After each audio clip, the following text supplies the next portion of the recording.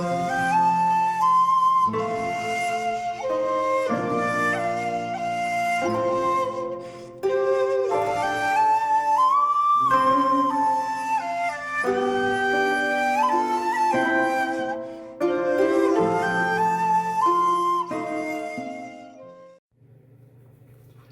there, this is Solitary Ronin from Solitary Ronin Films, and welcome to another episode of Super Sayles, or finally a film gets on Blu-ray, and it's absolutely wonderful that finally Sayles' 1992 masterpiece, one of his many masterpieces, is finally on a Blu-ray. This is a Spanish region-free Blu-ray.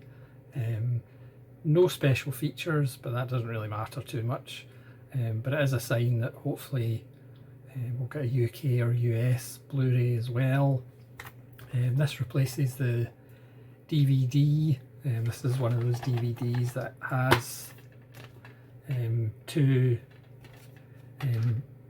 versions of the film, different ratios, a widescreen one and a 4:3 one. So this is just tremendous news from 1992, starring Mary McDonnell, Alfred Woodward, Fonda Curtis Hall as Sugar, the Cajun cowboy. David Strathairn is absolutely wonderful in the film, the John Sayles regular, which goes back to Brother from Another Planet and others. Shot by Roger Deakins. So it looks absolutely beautiful down in the bayou. Produced by Sarah Green and Maggie Renzi, and written, directed and edited by John Sayles. I mean, I've talked about the film so many times. It's wonderful to see it finally on Blu-ray. I want you to reach out and touch whatever screen you're watching and pledge that you'll go buy it from Spain. Hopefully, as I said, it'll get announced somewhere else. I mean, it should be in the Criterion collection along with Mate One and Lone Star. You know, its two main characters are women. That should be an automatic shoe-in. Again, like quite a lot of Sayles films, the synopsis sounds terrible. It sounds like TV movie of the week. A soap opera actress played by Mary McDonnell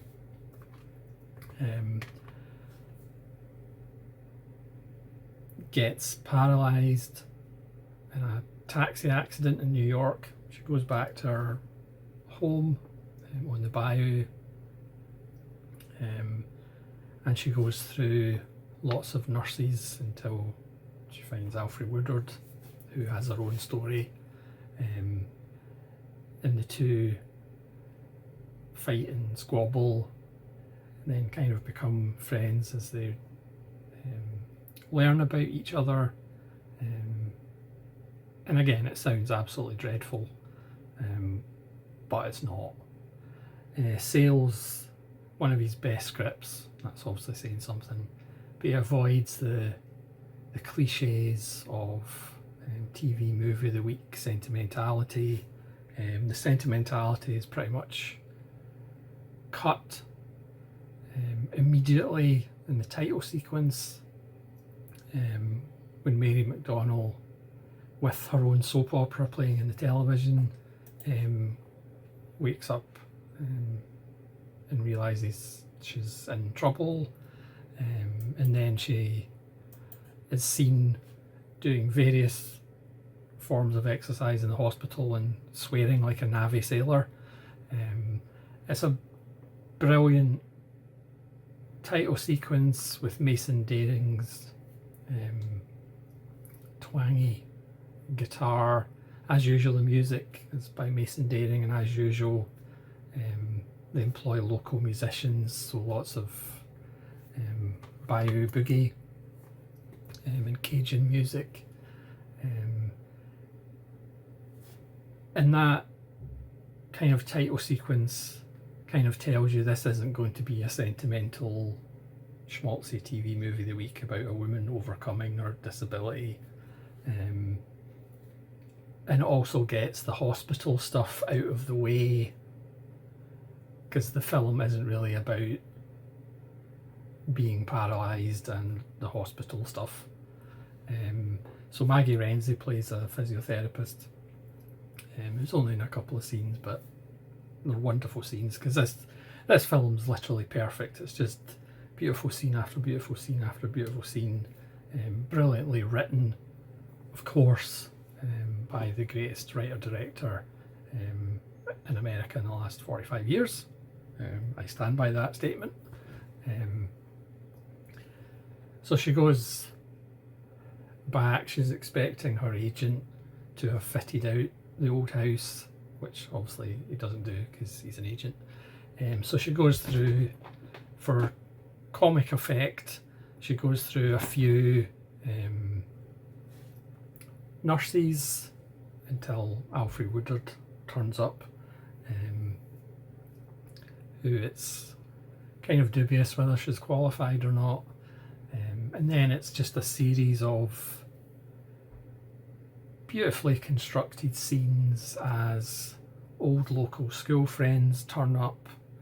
An old cousin turns up who seems to be more interested in trying to see if you can find any alcohol on the premises. Chantal's, Alfred Woodard's character, her past turns up. She crosses paths with Vonda Curtis Hall's Sugar.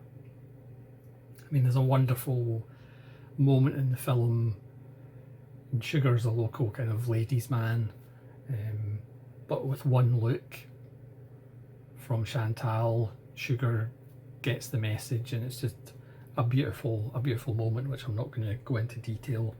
And then some actor friends from the soap opera world come for a visit, including Angela Bassett, who's been in City of Hope, and she was in Sunshine State, probably Sayles' last great film. So Angela Bassett's wonderful in that sequence, but there's another female actor who's wonderful, because she talks about her first performance in a low-budget science fiction film, and it's the greatest monologue about anal probing you'll ever see. And then Chantal's dad, Chantal's from Chicago, so Chantal's dad comes up, or comes down to visit, and all these kind of stories and moments kind of come together. In the end, it's funny, it's just wonderful. David Strathairn was kind of a high school heartthrob, but of course has now got 5 kids, is married to a really Christian woman who won't have music in the house that doesn't have Jesus featured in it, won't have a television, no alcohol, no playing cards, so he spends most of his time out of the house kind of doing odd jobs. And Mary McDonnell is obviously somewhat taken by him and the memories of him, not that they ever kind of had the same social circles. There's wonderful moments about, obviously McDonnell's character Mae Ellis came from rich and money, so of course some of her friends automatically think that Alfred Woodard is her maid or her servant, or one of them even says that she was like a retainer from the old days or whatever, which she's not, obviously she's a nurse. But again, there's just so many wonderful, beautiful lines, great performances by everybody, as you'd expect. There's a wonderful sequence where David Strathairn takes them out on the bayou to find the passion fish of the title. It's just absolutely gorgeous. It's, again, I was actually meaning to just watch this first 10 minutes, see what the print looked like. I would say it's better than the DVD, but to be fair, the DVD was pretty good anyway. I mean, it's owned by Sony, so sometimes Sony do hang on to things, but hopefully, as I said, this should get a Criterion because it's one of the best American films in the 90s, because the 90s were the last great decade of American cinema. Yeah, it's just an absolute stunning film. As I said, I was going to watch the first 10 minutes and then I ended up watching the whole thing. It's 135 minutes, it flies by because you just want to spend time with these people.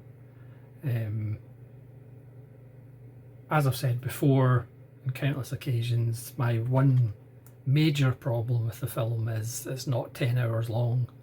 You want to spend the rest of your life with these two characters, but also David Strathairn, because he can come round anytime he wants, just to visit and take him out in the boat.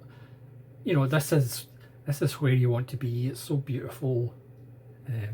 Two beautiful, wonderful people to spend time with, and that is the only complaint.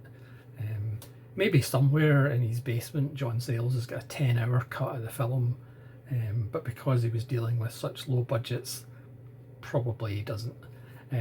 He only really shoots what he needs, and he knows what he needs.